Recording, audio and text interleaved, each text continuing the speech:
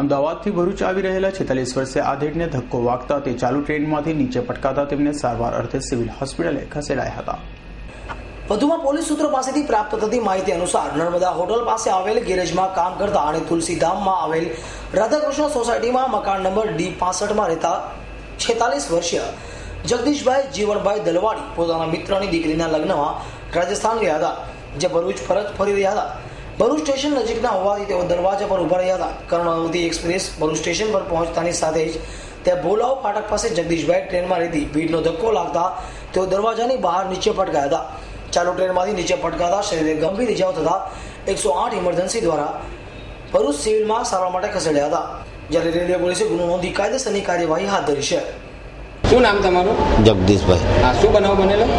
હું અમદાવાદથી કર્ણાવતીમાં આવતો હતો, તો મારે ઉતરવાનું ભરૂચ આવે એટલે મારે દરવાજા પાસે આવવું પડે ને, તો એક લેડીઝ મારવાડી, એક જેન્ટ્સ, એનો બાબુ હતો, એની બાજુમાં કોઈ એમના બાજુનો જ માણસ હતો, એની આટે થોડું બોલવાનું થયું। હું ભાઈ થોડા સાઈડમાં ખસી જાવ, હવે ઉતરવાનું આવ્યું।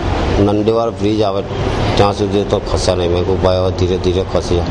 પછી મેં થેલો ઊભો કર્યા અને થેલો આગળ લાવ્યો, પાછળથી એ લોકોએ મને ધક્કો મારી દીધો, તો હું અહીંયા સીધો નીચે આવીને પડી ગયો। કોણ હતા?